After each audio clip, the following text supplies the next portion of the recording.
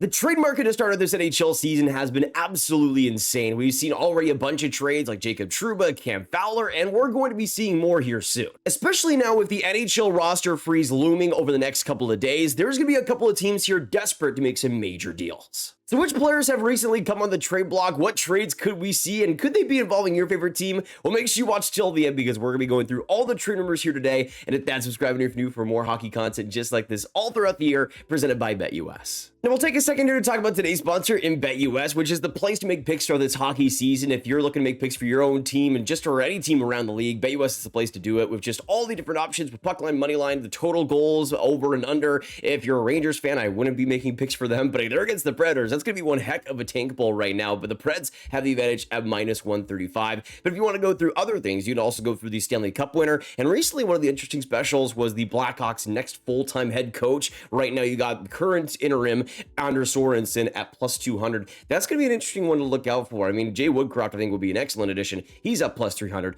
But if you want to make your own picks on the NHL, BetUS is the place to do so. Just use code YouTube150 and you'll get a 150% setup bonus on your first deposit, 125% setup bonus on your next two deposits after that. And thank you to BetUS for sponsoring today's video. Now, the first thing I wanted to touch on was the Cam Fowler deal, which happened over the weekend, so I wasn't able to talk about it, but it's something that I did want to touch on because it's a pretty major deal for both the Ducks and the Blues. One, we saw the Jacob Trouba deal. I was speculating maybe that we saw Cam Fowler going the other way to the Rangers. We didn't end up seeing that, but that created a logjam on the Ducks defense that simply wasn't sustainable. Then we go on to Cam Fowler, who has been somebody that's already asked for a trade this season, has basically been on his way out with Anaheim over the last year anyways. He made the most sense to deal, and St. Louis is a team that we've heard being connected to Cam Fowler for basically the last year now as well. Sometimes there's teams out there that loop in back on a player that they've been on for a while and just end up getting a deal done out of nowhere. The Blues seem to be that type of team now with Cam Fowler. They get this trade done, and honestly, I think it could be an interesting one for both sides, especially for the Ducks, though, who, again, needed to make some type of deal on that defense with a logjam that was created there in the Trouba trade. Fowler made the most sense, and honestly, value-wise, I think they did just fine. Now, in terms of the details themselves, the Blues get Fowler and a 2027 fourth round pick. In exchange, the Ducks get a 2027 second round pick. So basically just exchanging a fourth for a second and then an AHLD. So it's nothing too crazy, but you do see some salary retention on the deal as well, with the Ducks retaining $2.5 million of Fowler's deal for this year and next, which is a pretty lofty amount. But that makes sure that the Ducks are able to get something like a 2027 second round pick and not like a third round pick or something. It creates more value for them. So I can understand why they did it, especially for the Ducks being a team that is really always trying to get to the cap floor. Still, I think that salary retention is massive for the Blues. A lot of people are saying that the Blues bring in another big contract for a 30-plus-year-old. Well, $4 million for Fowler, I think you could do a lot worse. Even at this stage in his career, he's not what he used to be, but $4 million, I think it's a risk that I'm willing to take, especially in a new situation where I think Fowler could use a change of scenery. And that's why I kind of have a little bit of a problem with the people that look at his slow start to the season and automatically assume that will be the same way with the Blues. It seems like he was pretty checked out of that Ducks team in general over the last year. He's somebody that I think has talent, has potential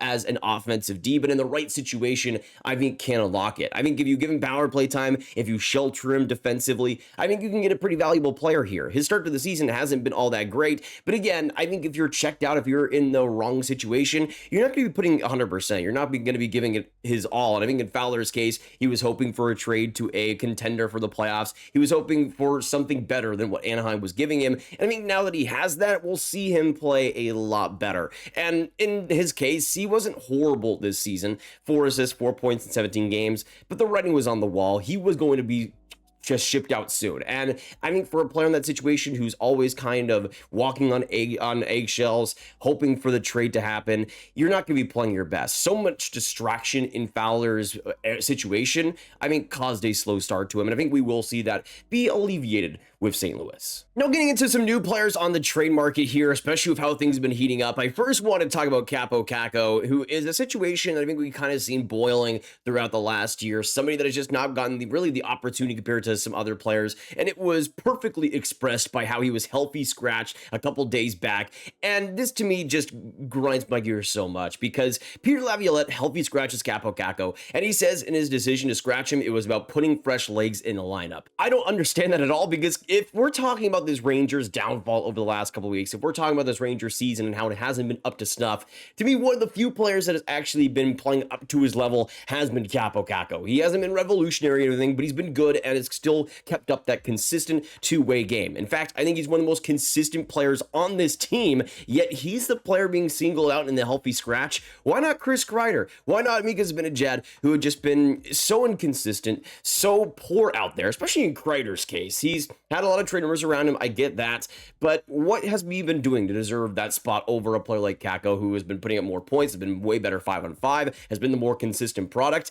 I don't really know. Now we go into this section by the hockey writers talking about the Kakko situation and how much speculation it has sparked, that especially when it was announced led to a lot of trade related conversation if Kakko was scratched because he was going to get traded eventually. That hasn't happened quite yet, but they talk about his season so far on a 1-year $2.4 million deal. He's an RFA, 29 games, 14 points, and has faced significant criticism for his play, which I don't really understand at all, because again, if you're looking at this Rangers team, there is so many other players that I would point the finger at before I point it at Kakko. You also have this section at the bottom, though, talking about the teams that could potentially be interested, saying with teams like the Habs, the Flames, and the Penguins reportedly interested, all eyes are on the Rangers for potential developments. And that is true. I mean, I'm sure Chris Drury's phone is lighting up right now in so many different ways for so many different players. Kakko is somebody that I wouldn't think is a total mistake for the Rangers to potentially trade. It would just have to depend on the deal. And to me, I think for the Rangers, I would much rather, though, go after a bunch of other deals, especially for the defense. That to me is the main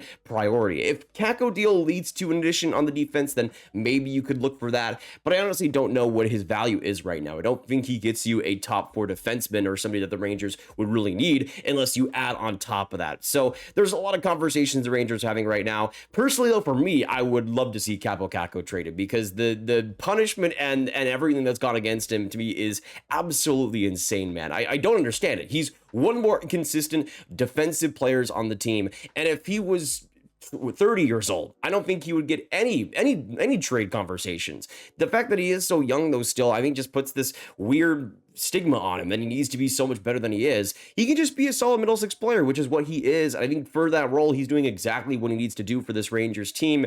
And the fact that he's gotten scratches for this, I just don't understand that. To put fresh legs in a lineup, are you kidding me, Peter? It just makes no sense to me. And I just think him in a new situation with a change of scenery would really be what's best for him. Now, of course, they mentioned the Habs, Flames, and Penguins. Honestly, out of all those teams, the Flames have done a pretty good job in their player development recently. That's a team that I think could really use some juice in that middle six, but they're a team that also I think could really stand to bring in some two-way play, and especially for a player like Mikael Backlund, another European player on the defensive side who has been just so consistent over the last decade. That's somebody that I think Kakko could really learn from and really develop well under, and I think that's the kind of deal, that's the kind of team that I would like to see Kakko go to, but we'll have to wait and see. For the Flames, they have some pretty good defensive targets. I don't think Rasmus Andersson is somebody the Flames are going to be trading, though. We'll have to wait and see on that, but some interesting conversations the Rangers are going to have here. Now we keep going, and we're going to go on to another middle six winger here that could potentially be dealt, and we go on to the St. Louis Blues, who of course have already been active in trading Cam Fowler. It looks like they aren't done yet, though, as Brandon Saad is the new re-entry into the trade block that is going to be sparking a lot of interest. As the hockey writers go talk about, though,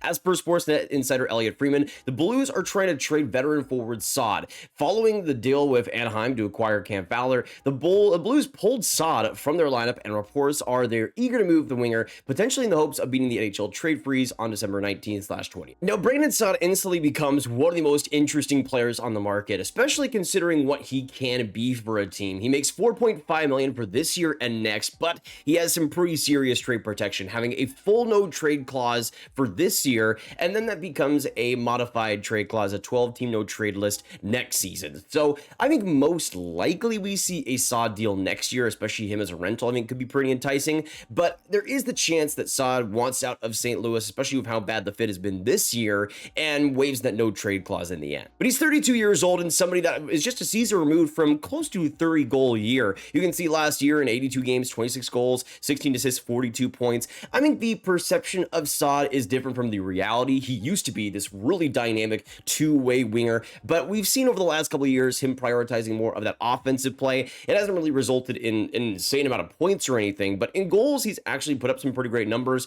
and he's somebody that I mean can be a consistent product when he is in a situation that is fresh for him. But you can see how it's turned with St. Louis this season. Not the greatest results so far in 28 games, 4 goals, 6 assists, 10 points. But even for a team looking for a scoring winger, an opportunistic guy that can play off the rush, Saad is a really interesting ad. He's somebody, though, that defensively I wouldn't be really looking for too much out of nowadays. He's really regressed in that aspect, but as an offensive scoring winger, he can provide a lot of value, and especially at that low cap hit at $4.5 million, that not just means that I think St. Louis is going to be easily able to trade him without retaining salary. That means that a lot of contenders, I think, are going to be really interested in him to try to make that deal work. Honestly, the Rangers, I could see being a team that could have a lot of interest here. I think I'd still go for somebody a little bit younger, somebody with a little bit more speed than Saad has, but I think somebody that could really improve that top six, give them a little bit of a jolt, especially on the power play. He's something that it could be interesting there. Maybe we see a Saad for Kakko plus type of deal. That's something that could end up working out. I think St. Louis could be a good fit for Kakko as well. Just depends the direction that both of these teams want to go in. That's something as well. I think for the Rangers, they would still need to make some more defensive ads after that, but it could be interesting if they want to go for a veteran, even though I don't know if that's the exact answer for them. Especially when you consider the no trade clause, I think that's a pretty big factor here in the Saad trade. He has to go to somewhere where he wants to go, and I don't think many players would reject going to New York. Now, if we were to see a Kaapo Kakko for Brandon Saad type of trade, I think there would be more coming back from the Rangers. To me, probably a second rounder or second round equivalent type of prospect. The problem is the Rangers don't have their second round picks for the next 3 seasons, and I don't think they'd want to trade a second rounder all the way in 2028, for example. So I think they'd probably go for a second round equivalent prospect, and it's a pretty easy one in Adam Sikora, a former second rounder by the Rangers, who's developed already pretty well at the pro ranks. In 25 games this year, has 4 goals, 9 assists, 13 points, over a half a point per game there at 20, which I think is a pretty solid mark so far. He's somebody that I think could be a pretty good fixture into that middle bottom 6, and especially with Kakko as the middle 6 guy for the future, I think the Blues could be pretty interesting there. Guys, especially in Sikora's case, who can bring some good intensity, Kaapo Kakko with a good defensive work ethic. There's a lot I think you could like from that type of deal that could fit in well, especially since Saad is already kind of just a middle 6 player already.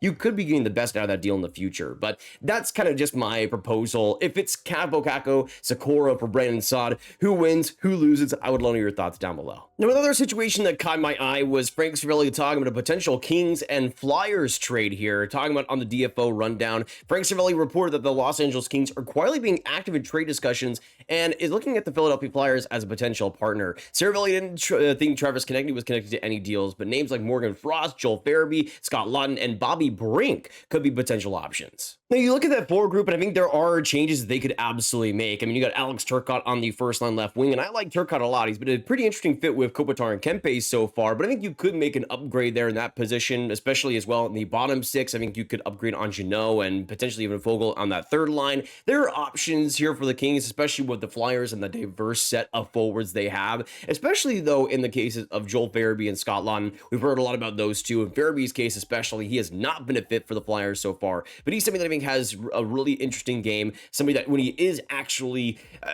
has the effort, has that work ethic, is somebody that can, I think, do a lot, especially in the offensive department. He's somebody I think the Kings could really benefit from adding, especially if Farabee needs that change of scenery. The Kings have a good center lineup that I think could benefit him a lot. No, if I were the Kings, I think Joel Farabee would be the guy I would be going after, but Scott Laughton I still think can provide a lot of value for a bottom 6 with the physicality, the intensity he brings. The points are definitely getting inflated a little bit because of that 4-goal game he had recently, but he's still a solid player. You see 14 points in 31 games. He's always going to be hovering around that 30-40 point range. He's never going to be this unreal producer, so I don't think he's that much of an upgrade over Tanner Jeannot or Warren Foegele, especially as that third line left wing. So I don't think the Kings should be going after that. I think it should be Joel Farabee, who is the really interesting offer. He's somebody, though, that making $5 million is going to be a little bit of a harder sell, especially with how poor his results have been so far with his finishing. Just 4 goals in 31 games this year after having 22 goals the season before. He's somebody that I think, again, can have some pretty great offensive moments,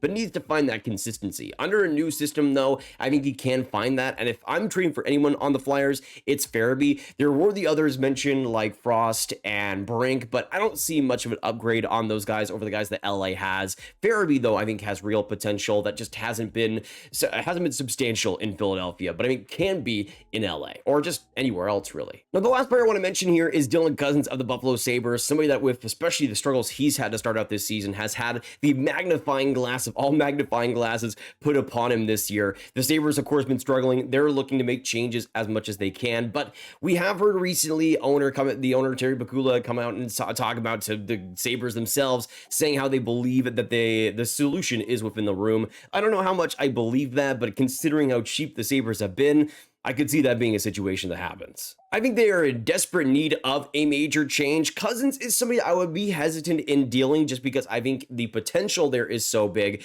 but he's another one of these bigger forwards that consistency is hard to come with, and I think he's somebody that absolutely could be a blossoming player on a different team. Now, as Elliot Freeman mentions, some other stuff, Buffalo is getting calls on Dylan Cozens. This would terrify me if I were the Sabres. Vultures circling overhead while a player and team struggle. Right shot center, 23 years old, 2 years removed from a 30-goal season. He's also timed for 5 more seasons at a 7.1 million AAV, helping his value. I'll be very, very careful with this because he's legitimately wanted. And then the Hockey Writers goes on to say, if the Sabres are open to taking a deal, the return would have to be significant. Cozens is a perfect target for teams in need of center help, such as Pittsburgh, Nashville, and particularly the Calgary Flames. The Flames in particular would value a right shot center who aligns with their roster ages profile. Additionally, Craig Conroy has already said he is open to trading a first-round pick for a player of Cozens' caliber and age. Now, here's the thing. I don't think it's impossible to win a Dylan Cozens deal. I think you could potentially make a hockey deal that makes the Sabres better in the end.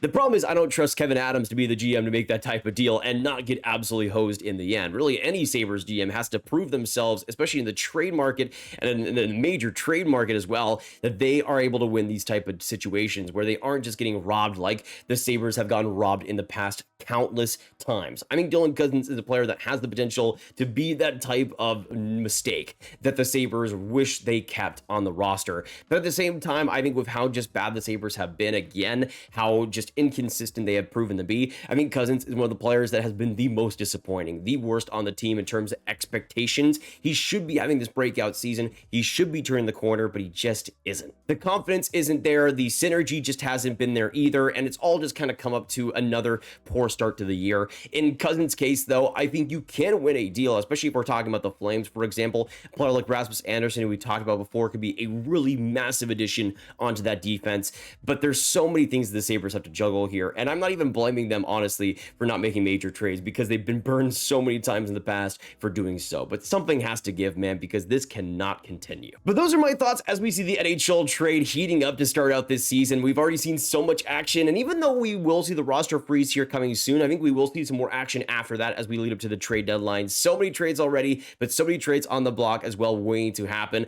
If you guys did enjoy the rumor breakdown, though, make sure you hit that like button, hit that subscribe, and hit that notification bell. Comment down below your thoughts on all the players we mentioned today and what trades you could see happening in the end. Of course, make sure you share the video with all the hockey fans you guys know online as well, and click on this card for all my trade content right in one playlist. And of course, sign up to BetUS today using code YouTube150, and I will see you guys in the next one. Drink some water, have a great hockey day, and goodbye.